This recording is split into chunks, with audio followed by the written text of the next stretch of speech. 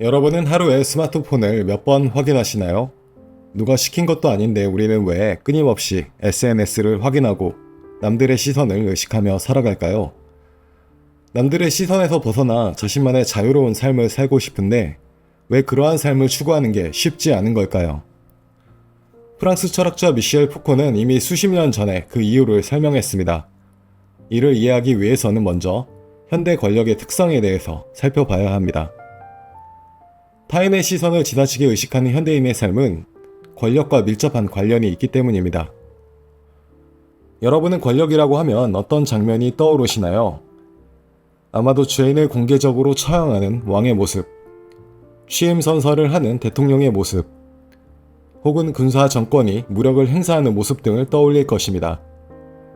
과거나 지금이나 권력은 사람들을 지배하고 자신의 힘을 과시한다는 공통점을 지니고 있습니다. 그리고 오랫동안 권력은 물리적인 힘과 공포를 통해 자신의 존재를 드러내왔습니다. 과거의 권력은 사람들에게 직접적으로 행사되었습니다. 왕에게 저항한 죄인은 공개 처형되었고 잔혹한 형벌은 광장에서 대중들에게 전시되었습니다. 이러한 처벌은 단순히 죄인을 벌주는 행위가 아니었습니다. 그것은 권력에 저항하면 이렇게 된다는 메시지를 만인에게 각인시키기 위한 정치적 퍼포먼스였습니다. 권력은 사람들의 신체를 파괴함으로써 자신의 위엄과 힘을 보여주었던 것입니다. 그러나 근대 사회로 접어들면서 권력의 방식은 점차 변화하기 시작합니다. 미셸 푸코는 바로 이러한 변화를 감지한 대표적인 철학자였습니다. 그는 근대 이후의 권력이 단순히 폭력과 억압을 통해 작동하는 것이 아니라 훨씬 더 조용하고 일상적인 방식으로 인간 내부에 스며들기 시작했다고 보았습니다. 푸코에 따르면 근대 이후의 권력은 학교, 군대, 공장, 병원, 감옥과 같은 규율 기관을 중심으로 작동합니다. 이러한 기관들은 대부분 근대 이후에 등장했죠. 그리고 이 기관들이 수행하는 역할은 인간이 어떻게 행동해야 하는지를 반복적으로 학습시키고 훈련시키는 것이었습니다. 그리고 그 과정에서 사회가 요구하는 규율을 개개인의 내부에 주입시킨다고 보았죠. 학교에서 학생들은 정해진 시간에만 움직일 수 있고 규율에 따라 통제를 받으며 시험 점수에 따라 평가를 받습니다. 군대에서는 자세와 걸음걸이까지 통제받습니다. 회사에서는 업무 일정과 성과 중심의 질서 속에 살아가게 됩니다. 병원은 인간의 몸을 끊임없이 관찰하고 기록하며 관리합니다. 그리고 이러한 기관들이 수행하는 가장 중요한 역할은 항상 감시받고 있음을 사람들에게 인식시키는 데에 있습니다. 어떤 사람이든 이러한 기관들의 통제 하에 오랜 기간 노출되면 점차 사회의 기준과 시선을 자신의 내부로 받아들이기 시작합니다. 그리고 결국 누가 지켜보지 않아도 스스로를 감시하고 통제하게 됩니다.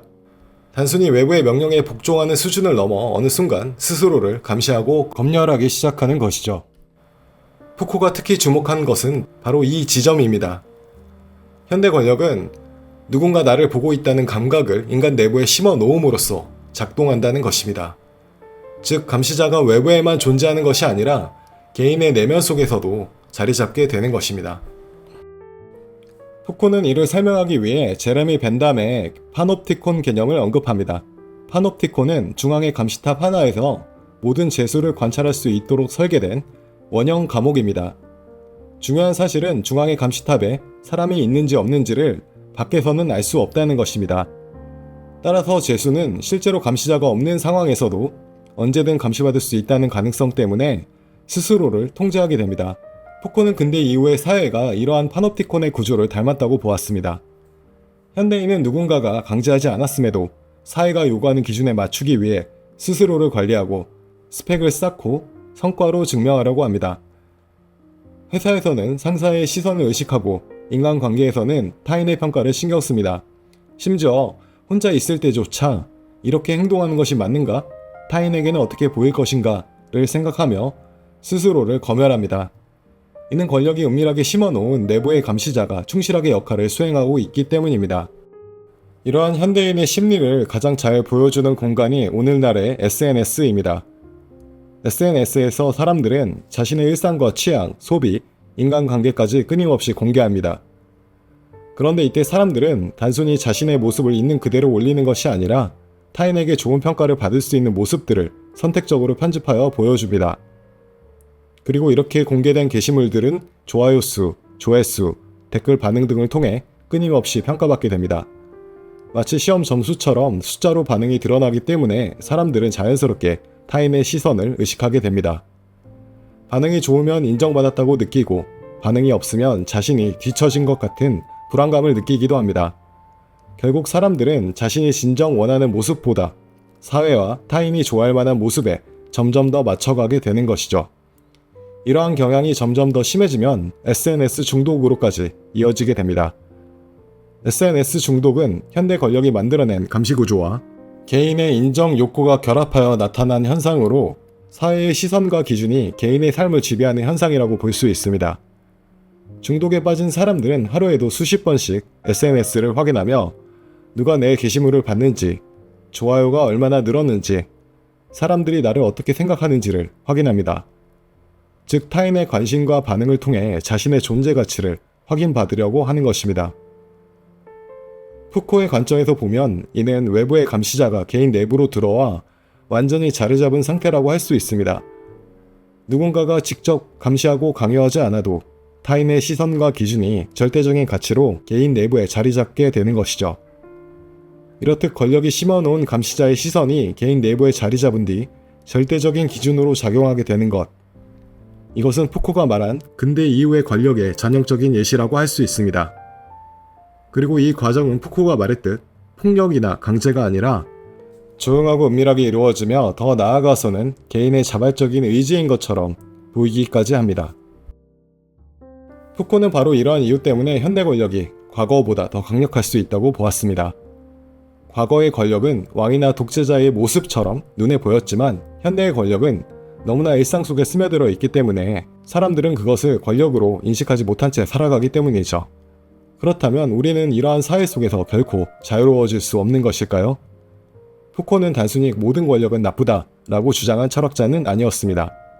오히려 그는 인간이 자신을 둘러싼 규범과 시선 그리고 자기 검열의 구조를 스스로 인식하는 것이 중요하다고 보았습니다. 왜 나는 끊임없이 남의 시선을 의식하는가? 왜 나는 실패를 두려워하는가? 왜 나는 타인이 정해놓은 기준에 자신을 맞추려고 하는가? 이러한 질문을 던지는 순간 인간은 비로소 자신을 둘러싼 권력의 구조를 바라보기 시작할 수 있습니다. 진정한 자유란 아무런 제약도 없는 상태를 의미하는 것이 아닙니다. 인간은 사회 속에서 살아가는 존재이기에 완전히 규율과 관계를 벗어날 수는 없기 때문이죠. 중요한 것은 무의식적으로 끌려다니는 삶에서 벗어나 나를 움직이고 있는 힘이 무엇인지를 스스로 자각하는 것입니다. 남들이 정해준 기준에서의 성공만을 추구하고 있는 것은 아닌지, 타인의 시선을 두려워해 자신의 욕망을 억누르고 있는 것은 아닌지, 사회가 요구하는 모습에 맞추기 위해 진짜 자기 자신의 모습을 잃어가고 있는 것은 아닌지를 끊임없이 돌아보는 것. 푸코의 철학은 우리에게 바로 이러한 질문을 던집니다. 그리고 어쩌면 진정한 자유란 사회의 모든 규율을 부정하는 데 있는 것이 아니라 그 규율 속에서도 자기 자신을 잃지 않으려 노력하는 태도에 있습니다. 타인의 시선 속에서도 스스로 생각하고 선택하려는 태도를 포기하지 않는 것. 그것이 현대사회에서 우리가 추구할 수 있는 가장 현실적인 자유의 모습일 것입니다. 즉, 우리 스스로가 가진 욕구와 의지의 원인까지 생각하고 고민할 수 있을 때 비로소 인간은 자신의 삶을 주체적으로 선택할 수 있는 진정한 자유에 가까워질 수 있습니다.